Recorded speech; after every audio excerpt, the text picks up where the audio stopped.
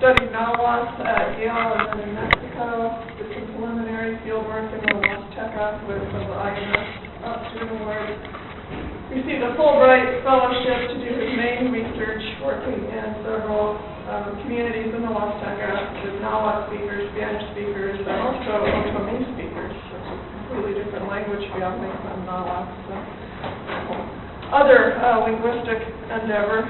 Graduated last May with a PhD. Is currently teaching in the department of religion course and culture course. You're a student here. And also taught last semester at the College of St. Rose. Just working on several papers. The title of this talk, I'm not going to read it because you can. Anyway, welcome to Edgar.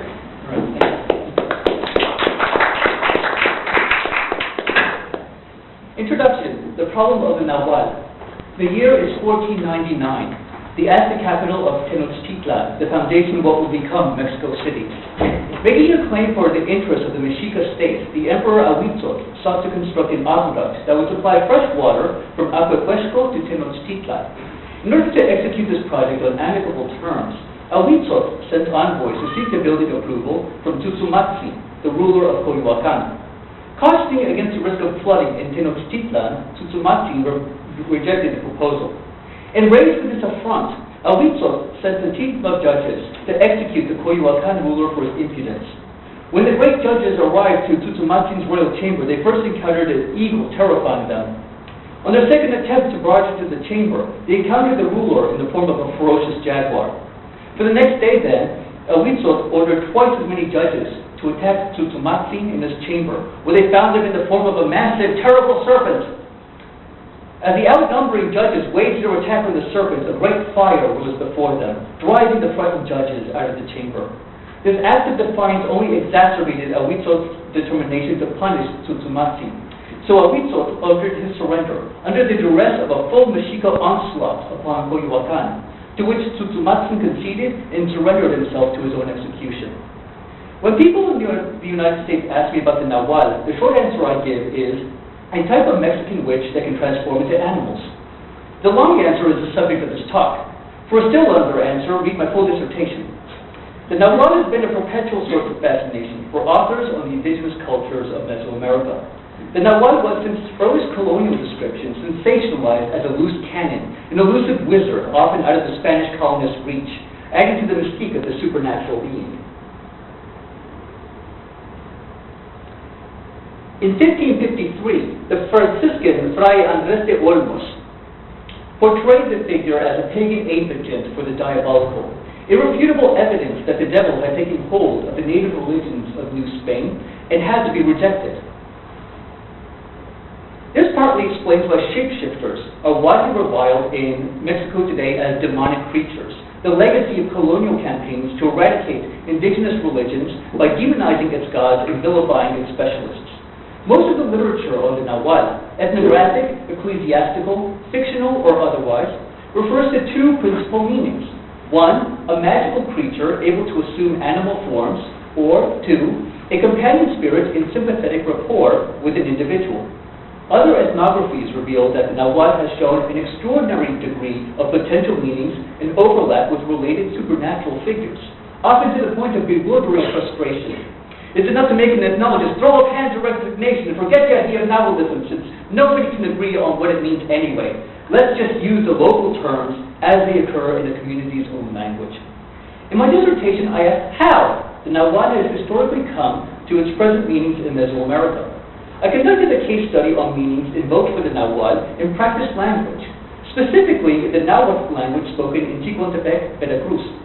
Today's talk will focus on the details of the fieldwork conducted in this region, supernatural entities in the Huasteca related to the Nahual, concepts of shapeshifting in ancient Mesoamerica, the relevance of hegemony in my use of discourse analysis, and fieldwork difficulties I encountered and strategies I used to resolve them.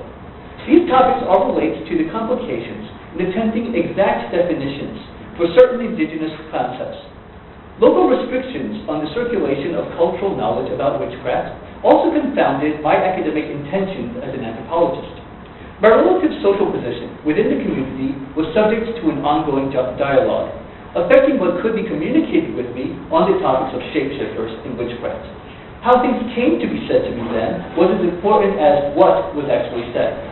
I will also address the role of inter-ethnic relations and images toward conceptions of the Nagual, especially as they pertain to the construction of indigenous ethnicity. At the conclusion of this presentation, I will describe postdoctoral research directions through which I plan to further explore the religious practices among the various ethnic groups in the region of northern Veracruz. Fieldwork details. The Huasteca of Veracruz. Add this one. This is right up against the east coast, the Gulf Coast of Mexico. I apologize, I was going to have a transparency of the full Mexican nation, but this is the immediately bordering. Tamaulipas is the southernmost state bordering Texas. That's how close this is to the United States. Originally named for the Huasteca Mayan speakers of this region, whose contemporary descendants are popularly called Huasteco. The Huasteca of northeast Mexico extends from southern Tamaulipas and eastern San Luis Potosí and Querétaro to northern Hidalgo, Puebla, and Veracruz, as you can see in the highlighted areas on this map. This is the northernmost frontier of what we call Mesoamerica, encompassed by aspects of culture, society, and language that included the Olmec, Maya, and Aztec civilizations before the Spanish conquest. Scholars have differed on precise criteria with which to define the Huasteca as a spatial entity. Some delimit the boundaries along geographic ones like the Tuxpan, Pánuco, and Tecolutla rivers of northern Veracruz. Others prefer to define the Huasteca according to both ecological and cultural criteria, including the complex interethnic unity of social, cultural, commercial, and political networks in this region. The fertility of the land and its heavy rainfall, averaging 160 to 190 centimeters annually in regions like Chicontepec, have invited many agricultural and livestock entrepreneurs. Some of the distinctive cultural features of the Huasteca include the famous Huapango music, of which I will later play a selection from a ceremonial event, and the cult of paper effigies, representing a rich pantheon of nature deities, Catholic symbols, and even services provided by the state, like the literal spirits of literacy. Terence Kaufman dates the introduction of the Huastec Mayan language in this region to 1800 BC, but the Huastec civilization reached its height of art, architecture, and power by the post-classic period, served at the beginning of the 11th century AD. Later invasions by the Aztecs in the 15th century and subsequent invasions of the Otomí into the southern Huasteca complicated the ethnic and linguistic diversity of the Huasteca before and after the arrival of the Spanish. I just realized I should open this one also up. Here is a map of Ixhuatlán de Madero, one of the municipalities in which I conducted my field research. All right, this is it. This was going to be a color-coded transparency that, with different colors, for example, the red up here, the green here, the orange in this area, and then blue down here. 5 indigenous languages are spoken in the region where I concentrated my research, and only 2 are related, Totonaco and Tepehuac, which are represented here by Totonaco in the clubs, and Tepehuac with the aces, Otomí with the hearts, and Nahuatl with the diamonds.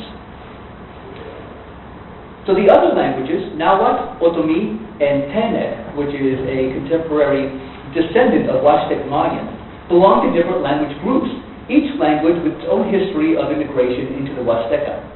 This map sketches the language diversity within the municipality of Ixhuatlán de Madero alone. Rural accommodations. This is the map of Veracruz. Chicontepec is the red, and Ixhuatlán de Madero is highlighted in blue. I conducted the majority of my fieldwork in a rural community in Chicontepec, Veracruz, a municipality municipality with a robust usage of Nahuatl through its high population of speakers and their active maintenance of the language. My initial visit in July 2003 comprised the final week of an intensive Nahuatl course taught through the Zacatecas Institute for Teaching and Research in Ethnology, or EDS. Partial support for this course came from the Christopher de Cormier First Encounter Award from the Institute for Mesoamerican Studies. The principal research season ran from September 2004 to May 2005, and it was supported by a Fulbright grant and a de Cormier Memorial Scholarship. The Chicontepec region is well described for its costumbre, the folk religious practices that integrate indigenous Mesoamerican cosmology with Spanish Catholic symbols. During the months of September, October, November, and January, I lived in the house of a Xochitlalquet, or ritual flower setter. This arrangement was provided through the EDS, which became my host research institution. It enabled me to conduct participant observation during the various animal ceremonies held at the house and in the vicinity during my stay. I got pretty drunk for this part of the ceremony. In February and May 2005, I spent a few weeks in Ixhuatlán de Madero, a Veracruz municipality due south from Chicontepec, to record several interviews and observe Otomi healing rituals. I also spent 2 weeks in January 2006 in Chicontepec and Ixhuatlán de Madero. Discourse analysis. I am using a discourse approach to the meanings of the Nahuatl and related concepts of the supernatural in Chicontepec. My working definition of discourse entails the following phenomena. 1. The presuppositions of cultural knowledge bound to communication. 2. Implications and innovations of meaning through practiced language. And 3. The power relations, particularly of social inequalities, involved in the determinations of meaning. Perhaps the closest correspondence to my use of the term is the definition proposed by Norman Fairclough. Quote, discourse constitutes the social. 3 dimensions of the social are distinguished: knowledge, social relations, and social identity.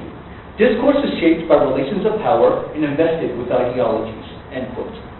Hegemony and power inform the trajectory of meanings, or at least how meanings ought to be understood, and they are occasionally even contested across social groups. Words are most able to undergo these transformations when they are inherently open, bearing the potential for innovations in meaning. The indigenous dictionary projects of New Spain stemmed from the colonial efforts to fix native languages and fit them against European models of language toward a practically word-for-word correspondence. In Alonso Molina's 1571 Spanish Nahuatl dictionary, the word Nahuatl is translated simply as bruja, or witch, requiring that the audience already has culturally informed ideas of what the witch is and does, or at least what the church determined these attributes to be. Language spoken on the ground in daily talk, however, is more slippery than what these dictionaries would have intended. Other meanings can exist, or if they don't, they can be created, made to be fit or discarded as deemed necessary. To understand the Nahuatl and its history, it is necessary to understand the various meanings that this term can carry. And the most certain method for doing this is through the natural social context in which the term and related concepts are invoked. The currently exploited field of corpus linguistics is specifically concerned with the relationship between meaning and context, in all the contexts that can be exhausted. But little has so far touched on Native American languages, which I believe will have significant consequences on the direction of the field because of their fluidity. Source data. The principal sources of my data on the Nahuatl are notes that I have taken from casual conversations on the subject and digitally stored voice recordings of semi-structured interviews that I conducted in Nahuatl, Spanish, and Otomi. The present corpus of recordings includes 20 interview sessions with 30 participants. In order to understand the meanings ascribed to the Nahuatl and the related Tonal, which I will describe soon, in different social groups, I conducted interviews and/or observational notes among people of various occupations, including peasants, clergy and catechists, rural school teachers, ritual healers, known in Spanish as curanderos, children, urbanites, and evangelicals. Some of the interviews have proven especially successful and valuable for the depth of their content on the spiritual world of the Huasteca. Supernatural entities related to the Nahuatl. The word Nahuatl is derived from the Nahuatl protoverb Nahua, meaning to be concealed or disguised, as for instance in an animal's skin. The noun Nahuatl then indicates something that is so covered or disguised.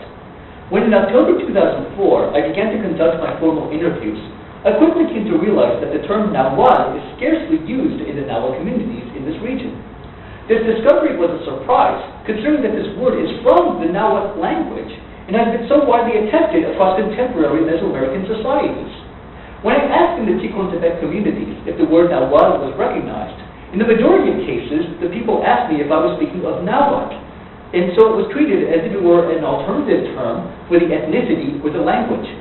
Ironically, other interviewees found the term foreign, stating that it originated from the Tepehuac or the Chaneke language.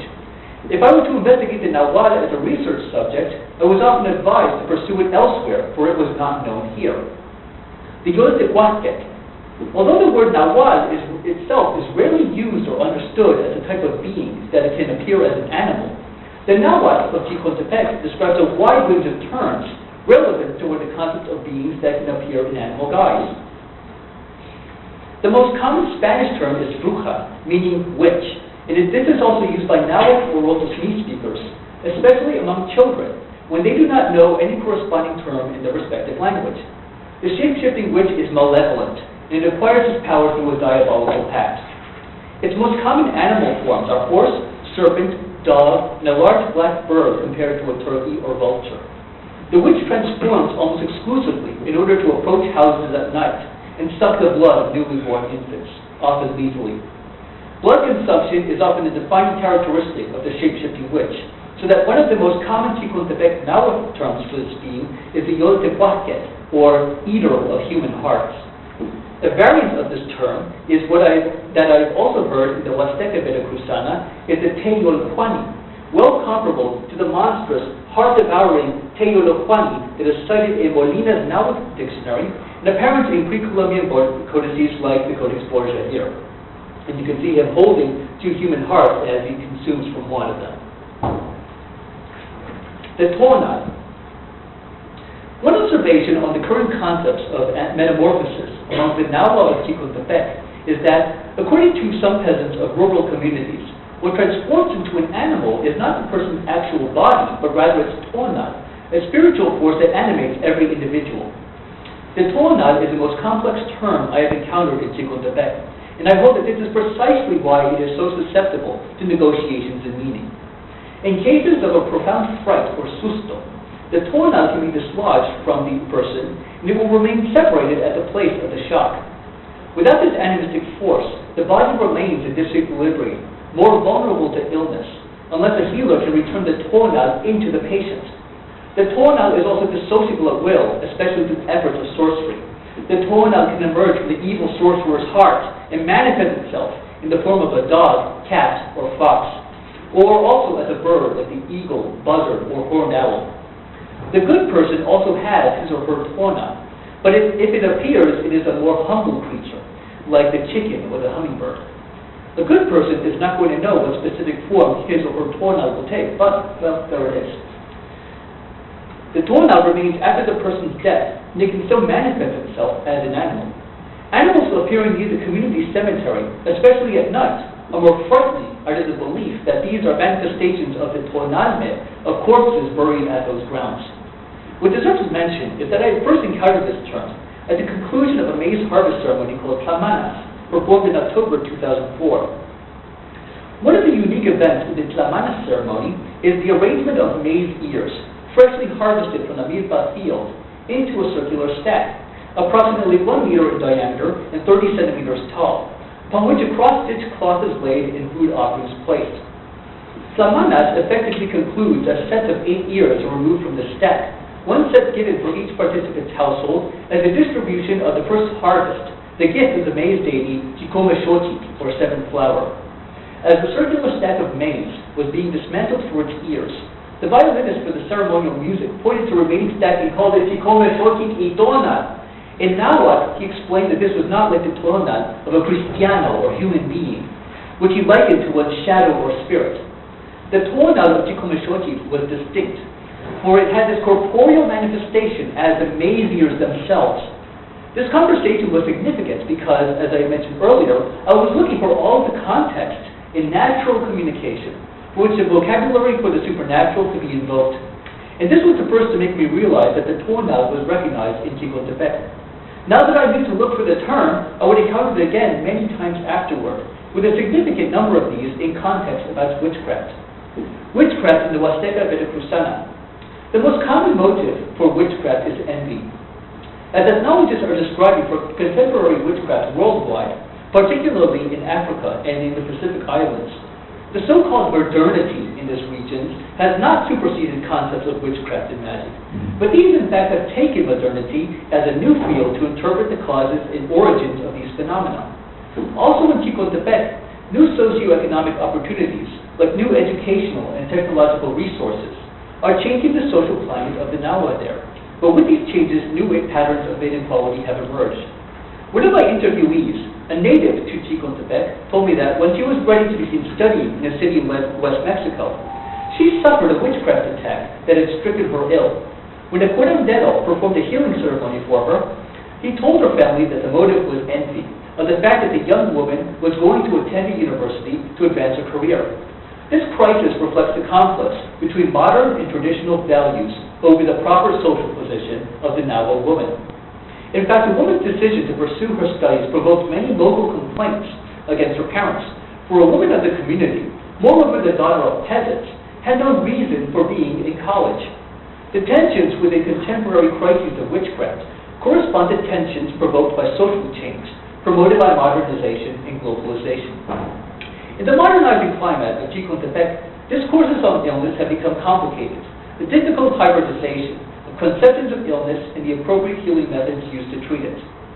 In the incident of an elder Nagual woman who had received gashing dog bites on her hand and her leg in September of 2004, these various discourses of illness converged as she and her husband explored all of the possible kinds of therapy for this affliction: clinical, herbal, and supernatural.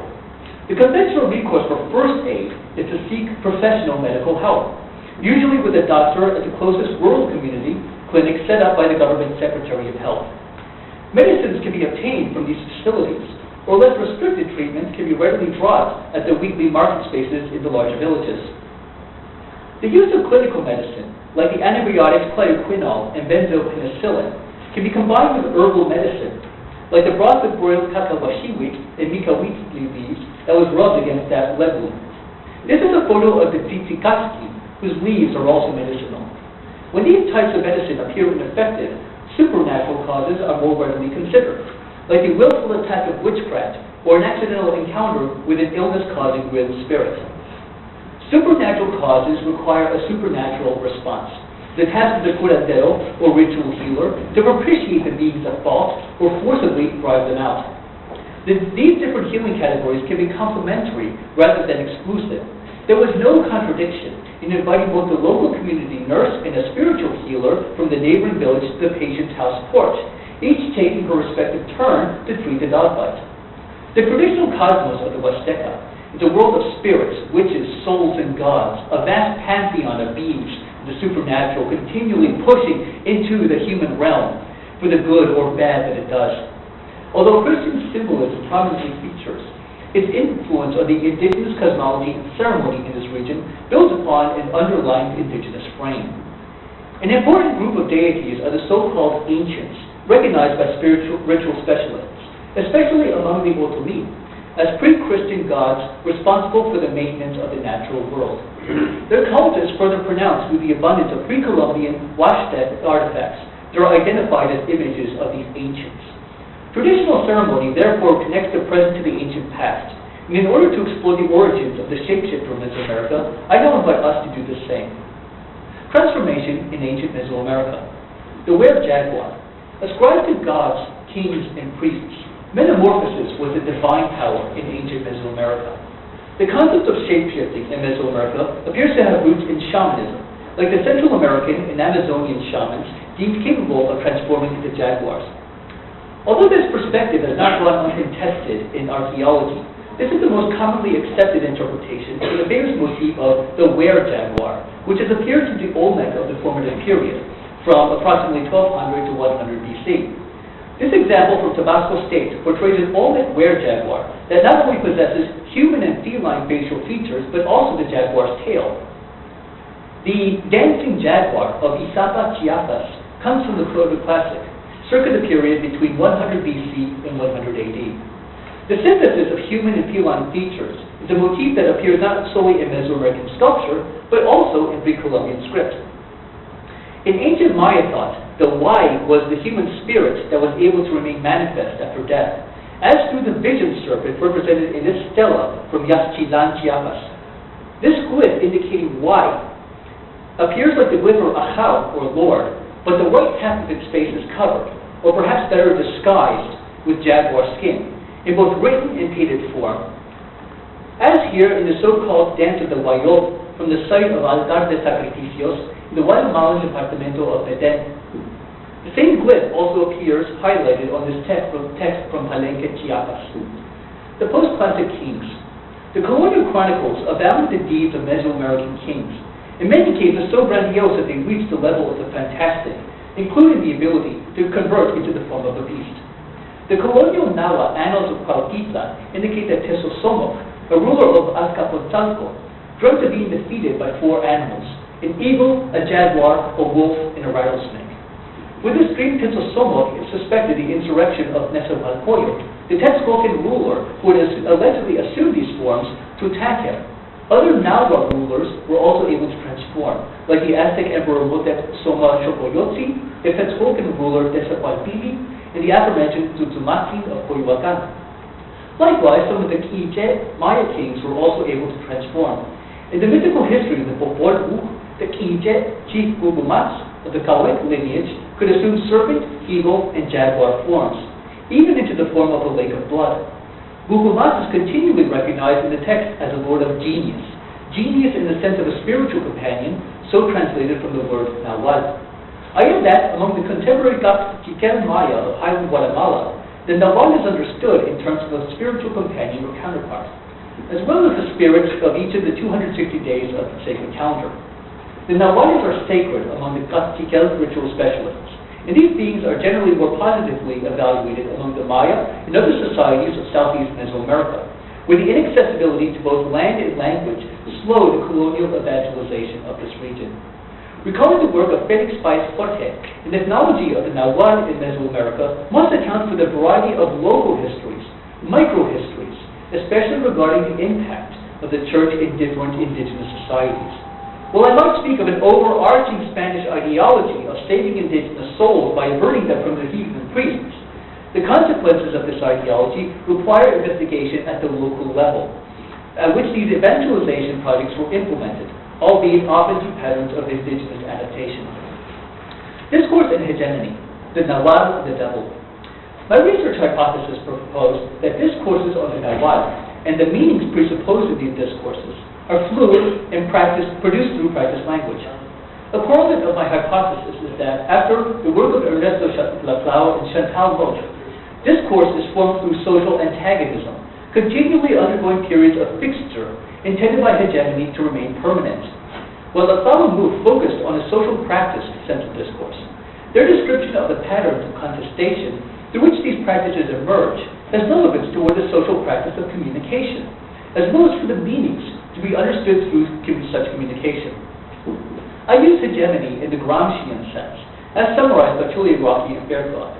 Quote, relations of domination based upon consent rather than coercion, involving the naturalization of practices, and their social relations as well as relations between practices as matters of common sense. Hence the concept of hegemony emphasizes the importance of ideology in achieving and maintaining relations of domination. End quote. An instance of the operation of hegemony in discourses of the Nahual was in the colonial evangelization of New Spain. The concept of metamorphosis into animal guises was known in medieval Europe, for it was ascribed to witches that acquired their power through a diabolical pact. This became the frame for the Spanish interpretation of the shapeshifters of Mesoamerican religion. According to the Primeros Memoriales of Bernardino de Sahagún, in Mexica society, the Nahual had the official position of an oracular priest.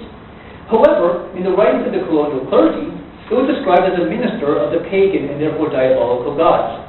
Colonial discourses by the dominant Spanish society retained the Nahual's aspect of magical power, but redefined its social space.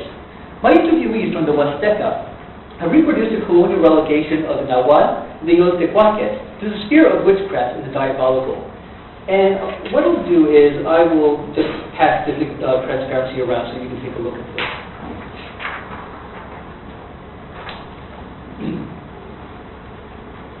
The demonized image of the Nahual has even been adapted from indigenous folklore into national Mexican media, as in horror magazines like Zona Siniestra, and in the case of the theatrical drama Los Prodigiosos, to which I will soon return. Folklore and popular fiction. New patterns of hegemony are influencing discourses in the Huasteca or the Yoltecuaque and related supernatural entities. The formidable agent of this discursive shift is mainstream media. Television, radio, and DVDs are accessible pastimes in both the urban and rural settings in Chicotepec.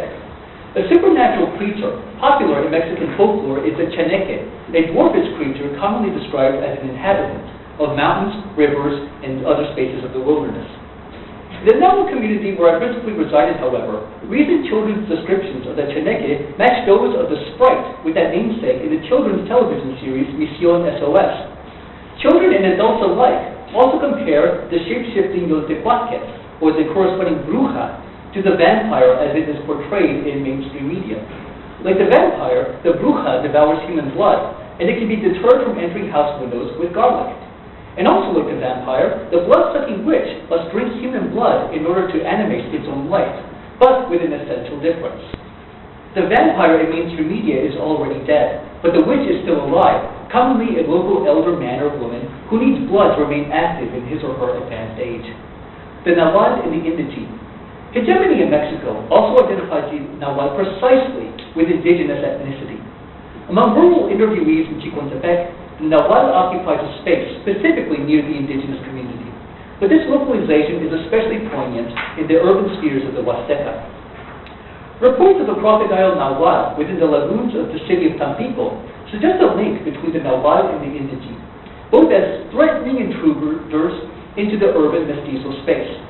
In Tampico during the 1960s, the phrase, "you're behaving like a Nahual," implied that one was acting like an indigene, and by extension, like a person with no education. This locally situated discourse on the Nahual was influenced by the performance of the drama Los Prodigiosos, or the Prodigies, in which two competing ritual specialists foment a rumor of the Nahual in an indigenous village. As the Nahual in this work was no more than a man disguised as an animal to infiltrate houses and have relations with women. This definition was known to one of my Huasteca interviewees who had seen Los Prodigiosos in Mexico City. As the Nahual and the other supernatural beings from indigenous folklore continue to translate into contemporary Mexican media, an investigation of local concepts of the spiritual world needs to account for both bottom-up and top-down directions of cultural communication. I would like to compare the Nahual and Los Prodigiosos to a portion of a historical account given by Juan López Murguía of Central San Luis Potosí. Around here, where the old mill stands, they say that it is very dangerous to pass by on the nights when the stations are changed, because the spirits still remain of a witch and a Nahual that fought long ago. From the time when there was not even the old mill, but rather when it was like the warehouse of an older hacienda. They recount that once long ago those two animals fought a lot, but the witch finished off the Nahual by devouring it.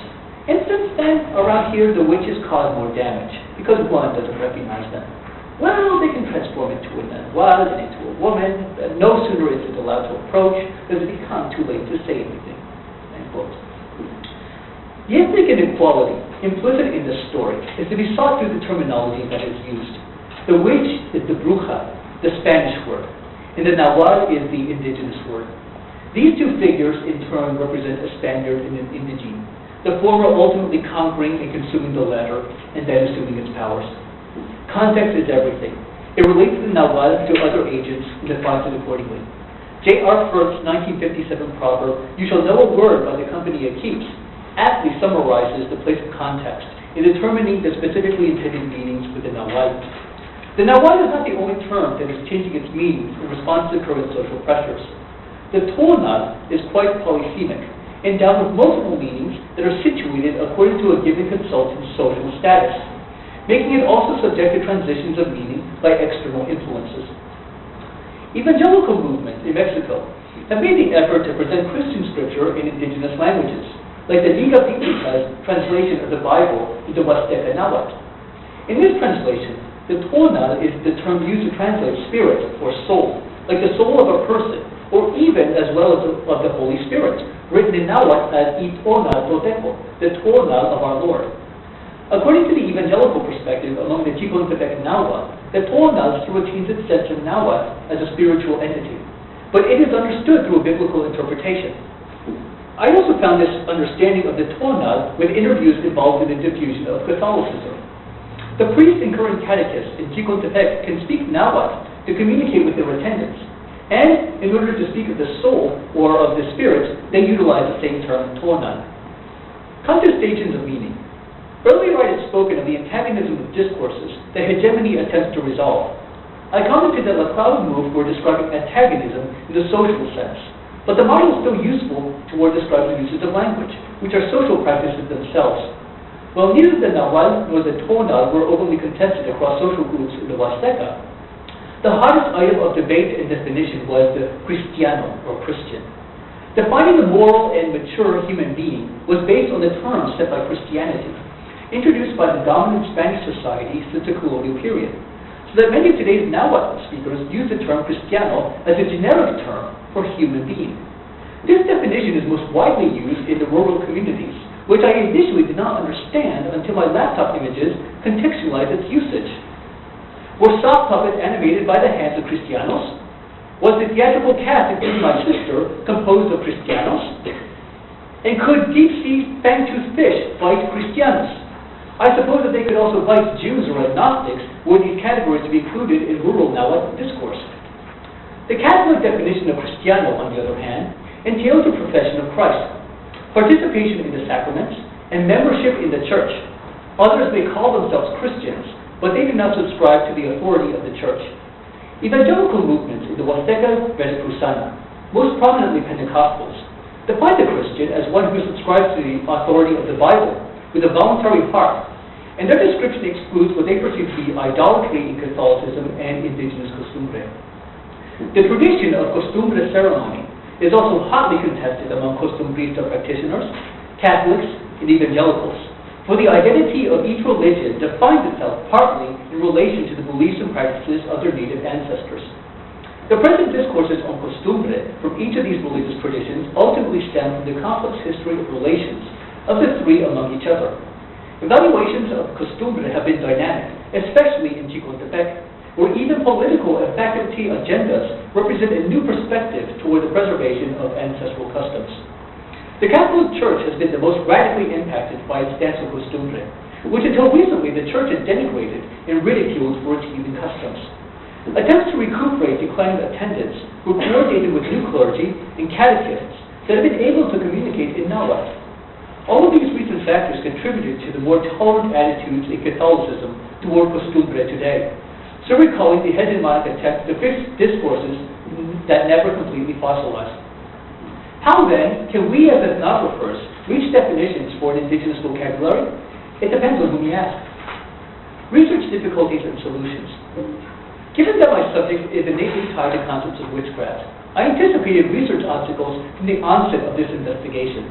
I continually encountered refusals to participate in interviews, often from the consultant's claim that he did not know the Nahuatl terms I was attempting to elicit. One woman recounted in Nahuatl that a Yoltecuatquet was responsible for the death of her brother, and even though she spoke a whole narrative on the discovery of her wilted brother on the road, she did not give me permission to record it. While I was, as an ethnographer, was attempting to record text on the Yoltecuatquet, because of my academic interest in this Mesoamerican cultural phenomenon, the Yoltecuatquet represented a real danger that the people of the community were trying to forget. Communication about ongoing witchcraft crises was often restricted and discreet, lowered to a literal whisper. Witchcraft attacks are likewise unpredictable, and so research on this subject cannot be scheduled until the chance of a natural crisis. My solution was passive observation when it did occur, committing the conversations I had heard on a given crisis to field them as promptly and discreetly as possible. After several months of circumlocution around the topic of witchcraft, I began to directly state that this was my research subject, to which especially mestizos asked why I did not go to Catemaco instead, given that this city in southern Veracruz has a national reputation for the number and efficacy of its reputed witches. From first-hand experience in the anthropology of witchcraft, I have come to appreciate the power relations involved in the circulation of cultural discourse. One of the most interesting cases from my method of conversational observation involved 4 girls in one of the Nagual community when they came to watch a DVD movie with my laptop. I was preparing to show them the 2004 movie Van Helsing. As the film features monsters from classic cinema, like the vampire and the werewolf, toward its beginning, the 4 girls, the oldest being 12, began to speak frankly about the supernatural beings that they had heard about or witnessed firsthand in their community. I paused the movie so that they could talk without interruption, and here I recount significant details from their conversation. During the school week, the elementary school students from surrounding communities lodged in the albergue, the neighboring local schoolyard. The lodging children have described noises heard outside the albergue building, like an infant crying in the well at the road beside the schoolhouse. This was apparently the ghost of an infant that had fallen in the well long ago. At night, the albergue children had also heard a woman weeping outside. On the mountain to the south side of the community, there was a duende, or sprite, and near the summit he was once seen wearing a sombrero. One time, several rocks fell from the mount. One of the rocks was suspended in midair, and then it dropped. These had been cast in the mount by the duende. La Llorona, the famous Mexican weeping woman, is feared for haunting the community at night. She has 2 sons who are currently living in the municipal head of Chicontepec. She is continually looking for them, and if she ever finds them, everyone in the community will die. Witches eat at the hearts of children.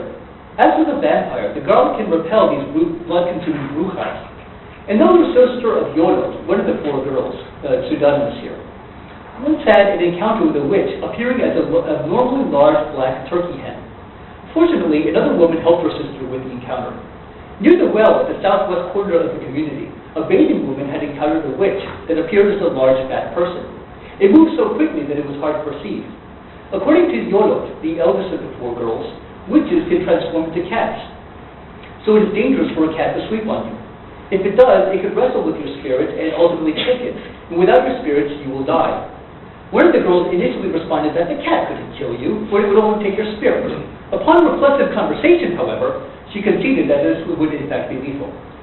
The sirena, or mermaid, is also local to the vicinity. In addition, at the onset of the Carnaval season, I was told that bathing on Lenten Wednesdays and Fridays risked one's transformation into a mermaid. A clear caution against transgressing religious restrictions. So keep that in mind for this Wednesday. Rather than interfere with the course of the girls' extensive conversation by running to the house to get my audio recorder, I committed their remarks to memory. After the end of the movie, I rapidly jotted to my laptop what I remembered from that conversation. Another research strategy that I also realized to be quite valuable was returning to my interviewees with the Nahuatl recordings that I had made with them, to clarify sections from the recordings that I was still having difficulty understanding or hearing. Replaying these recordings not only attracted large groups of people who came to listen, but the interviewees and their relatives also began to volunteer useful anecdotes and historical notes that better contextualized the accounts that they had given me. A recurrent suspicion in Chicontepec had been that I would steal their language and culture, to sell out all my notes and recordings after bringing them to the United States, and leave nothing to the locals themselves. It was my hope that, by printing color photos, burning audio and digital CDs of ceremonies and oral histories, and giving these to their prospective hosts, I could provide media with which they may review their traditions. Conclusions. James Paul G. wrote that words have histories, caught up in a web of social relations, through which meanings are reproduced or reevaluated. Words also have the potential for innovative meanings that may be generated locally and maintained where they are economically practical. Words are thereby able to specify different things across various communities, as Pierre Bourdieu has described the Berber kinship terms in Algeria. I use these theoretical principles to orient my investigation of the word Nagual among the Nahuatl communities of the Huasteca Veracruzana. I began this research to ask the simple question, what is the Nagual? I have spent the past 40 minutes explaining how intricately this word is connected within a network of concepts about witchcraft, illness, souls, religion, and social identities, each with its own historical trajectory that is continually reshaping the overall picture of the web of ideas in which they are involved in this region of Mexico. Recalling the definition from Norman Fairclough, discourse involves power. The history of the Nahual is ultimately a history of the antagonisms of meaning between the interpretative frames of the colonized Nahuatl and the dominant Spanish societies. A a divine priest to the one, a diabolical witch to the other. In its program to control indigenous Mesoamerican languages, the Spanish colonial hegemony sought to fix the meanings for the Nagual through its literary projects. The demonized version of the Nagual in contemporary Mesoamerican societies, like the Nahuatl of the Huasteca, attest to this colonial legacy, reproduced through contemporary national media with an image of the Nahual not only as a malevolent witch, but also as a specifically indigenous one. In my efforts to collect data on the Nahual and related concepts of the supernatural in the Huasteca Veracruzana, what could be communicated with me on the subject depended on my relative social position within the community. There was more that could be told based on how well I became trusted, especially on matters of confidentiality. But I still had an investigation to realize. Out of practical necessity, I devised new strategies for delving into the rich cultural knowledge about shapeshifters, witches, spirits, and other beings in the cosmology of the Huasteca Veracruzana. Along with the textual data from my recordings, I compiled the casual conversation data toward a database containing over 170 data sets. Its criteria are categorized according to textual content, the situation to which these data were obtained, and the social position of the given speaker when possible. And here is a sample of the data sets that I created. I agree that corpus linguistics has great potential toward elucidating the complexity of words as they are practiced through language, but it would benefit to incorporate the social factors behind the production of any text. Forthcoming research, Otomi curanderos and ethnic identity. The Otomi ritual specialists of East Huatlán Madero are prestigious not only within their ethnic group, but also among the neighboring ethnic groups in the Huasteca. Nahuatl specialists often apprentice under the Otomi for their expertise, and Nahuatl also commission Otomi specialists for their services. I'll show you this short video clip. This is from a New Year's ceremony from January 2005. The tall lady is a anthropologist from the Czech Republic. But here, 4 ritual languages will be spoken. Spanish, Otomi by the older man, Nahuatl by the ceremonial head and the host of the event, and the music itself. And so you have a Otomi specialist commissioned within Nahuatl communities for their ritual power.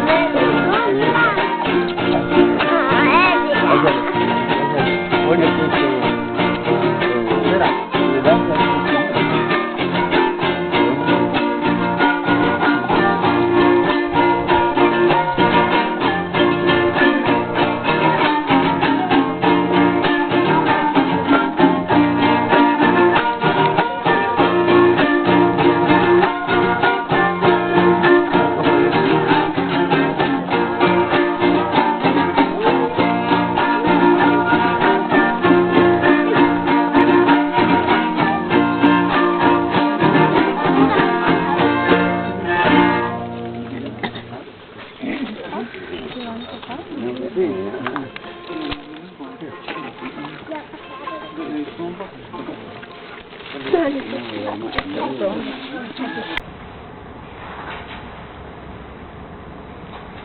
Otomi community of Cruz Blanca is widely known across the southern Huasteca for the repeated efficacy of the specialists and also for their sheer number, boasting possibly 10 such ceremonial specialists, and still others inhabiting neighboring communities. Given that the community is relatively close to the municipality's political and economic center of Ixhuatlán de Madero, less than half an hour by the frequent buses, pressures to assimilate culturally and linguistically in the Mexican mainstream will be expected. The Otomi have also endured a history of pejorative imagery since as early as the Aztecs, and the society has been marginalized in colonial, national, and even anthropological affairs, continually under the Nagual shadow. How has the small community then maintained such robust practice of indigenous religious customs and, by extension, enjoyed such a wide reputation for the expertise of its practitioners despite a history of marginalization and the potential for acculturation? I propose that the prestige of Otomi ritual specialists relates to a more encompassing construction of the Otomi as an ethnicity. The project will treat ethnic construction as both an active and a passive process. This is to say, part of the image of the Otomi is produced through their own cultural performance. Another part of this image is constructed externally among other ethnic groups. Otomi specialists have economically benefited from their positive evaluations from outside to extend and charge their services to non-Otomi clients within the radius of several municipalities around Ixhuatlán de Madero. This research project will include participant observation and ceremonies performed by Otomi specialists, as well as interviews with specialists and non-specialists with a focus on folklore religion. And finally, I wish to thank you for attending this talk. Ebe Hamadi, Tlawel Tlaxcamati, muchas gracias, and thank you.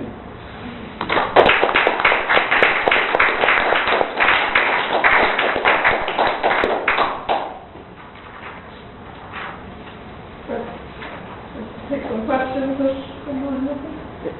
Yes. You said you had a problem finding examples of the word, where people would actually recognize the word Nahuatl. Did you ever find any specialists who gave you explicit definitions of that word based on their own? They didn't really use it, and the specialists themselves often prefer to talk about their own things, like their own practices. And in one case, a school teacher invited a local specialist to interview with me. Teachers were overall the most helpful people toward my field work, and so I recorded about a 15-minute interview on the Torna, but then I asked about the Nahuatl. That word didn't really seem to register, and so I asked about shapeshifters. And then and his first response was, I don't know about those things. I do good things. So very often it was this kind of flat denial of knowledge of if not the word, not only the word, but also of the concept itself. And I found that especially many elders, we don't know those bad things. But it was through, a lot of it was through context that I was able to get at not the Nahuatl per se, but especially the Yotehuaquet.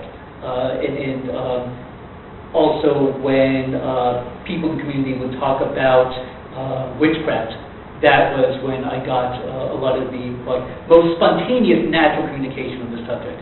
But even with the curanderos, there was very little recognition, or at least volunteering of knowledge, of professional knowledge of the word Nahuatl itself. Yes? You talked about Samana, the harvest ceremony. Yes. How do you spell that? Tlamanasas. It's actually an abbreviation for Edo Tamanaliski, which means the outlaying of ears of corn. Which those of you who are taking my Cultural 108 reading chapter about redistribution, this is a very good ceremonial example. Dr. Carmack. I read quite a while ago a summary article comparing Tonal and Nahuatl.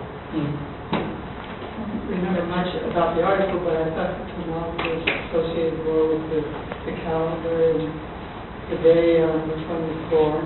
Can you explain that? Etymologically, that is exactly where the word comes from. It's a nominalization from the verb tona, which is to irradiate, like the sun. And so the tonali is a result, a product of sunlight. The demarcation of the expanse of sunlight is a day. And so the tonali, historically, could be likened to a complete day. And so one born under within the auspices of a specific day was born under that day, which was his or her tonali. And so it's derived from the day as it is reckoned by the passing of the sun. And so historically that is where it comes from. What's interesting is that that stack of maize was the tonal of Chikomashoti. And Chikomashoti means seven flower, which is perhaps to my knowledge, the only practiced reference to the 260-day sacred calendar in this part of Mesoamerica, because it's otherwise completely forgotten or has been superseded. And so the name in itself, the two deities, Matwishoti, five flower, and Chikomashoti, hearken to the earlier reckoning of the 260 days. But that original association with one's tonal to the position of that day within the 260-day calendar, since that calendar has been forgotten, the other aspects of the tonal, like that spirit double, became emphasized instead. So to follow up on that, do you find any equivalent to the daykeeper with Aztec? No. No. Nothing like that? No. Yes? Well, first I want to thank you for the presentation. I think we somewhat lapsed in having colloquia from people who finished dissertations. And so it's really nice to see the work and to allow everybody to see the range of work that's going on in the department. And I also have to make a small confession. I think in the sort of administrative rush last May when we were finishing, it was me and not Louise who sort of said, well, we have to wait. We don't have time right now for a colloquy. So thank you for persevering and presenting this very interesting talk. I was struck by a contrast early on. You seem to argue for a sort of fluidity, polysemy, contextual variability in linguistic meanings, and you showed some really nice perspectives on that. But I was struck by the way in which you evoked indigenous custom at several points, beginning with the large corn wheel, Chaneke, and then subsequently. And I was thinking about what is it about sort of ritual practice that somehow has this stability through time, so that we can unproblematically evoke custom, and yet language has this kind of more fluid, uncertain, strategically placed quality. And then at the very end, you seem to be suggesting something else about ritual custom. When you said it seems, if I've gotten right, that among the O2Me, it partly fits into a strategy of kind of ethnic identification and distinctiveness. So tradition is partly something that's being used in the current period to say something about a given us. It's a tool. Rather than something that simply sort of continues. Because I mean, I'm trying to get at this. And I think I hope that I can bring these two together, because I don't see I see a complementarity between these two. There is, especially with the O2Me, there is a cult to the pre-Columbian pantheon, or at least as they are understood in contemporary context. And so there is an explicit knowledge of the practice that is tied to the pre-Columbian past. This is ancient tradition, and so it is the antiquity of the tradition is being reproduced. And so I think that there is a conscious, so while on the one hand there is an aspect of the tradition that is being consciously reproduced, at the same time it is drawing from ancestral knowledge. So there is a, if I may say, core practices or core beliefs that are being maintained through these new discourses of ethnicity. And so, and this is something that I especially see recurrent among teachers and political agendas that want to maintain the traditional customs. So on the one hand, you're right, there are contemporary programs and policies that are trying to maintain an original religious tradition, but at the same time, what I've seen is that you can make an argument that there is some originality to it. Yeah, you can argue both ways. All I want to point out is that, it seems to me you could argue that in some ways language and sort of ritual practice are different entities. Mm-hmm. And that in the one you have a core that continues through time as a kind of fixity to this system in some fashion. And in the other, there's an essential fluidity, polygamy, and so forth. You could argue it that way, or you could say that both of them have this interesting property in which there are certain strategies and procedures for arguing for, etymology. Is that the truth about the historical meanings of words, or is that a rhetoric? People argue it both ways. Yes. Ritual practice, is this the real thing through time, or is it an evocation of old time? That's another paper. That's what I'm going to follow up with. I'd like to follow up more on that with this paper. But I would like to go back to that Chikomashoti context from the beginning of the talk, because the musician who was talking about it, he explicitly disambiguated these variant definitions for Tona. He said let me find the image again. This is the tonal of Chikomashoti. It is not like the tonal of a human being. And so in this short communication, he was consciously making a distinction between this ritually created or this ritually contextualized definition of tonal as opposed to a conventional definition of tonal that might occur in other natural communicative contexts. Yes. Thank you. Okay, well, thanks everyone for coming, and thanks Cedric for work well. Good talk.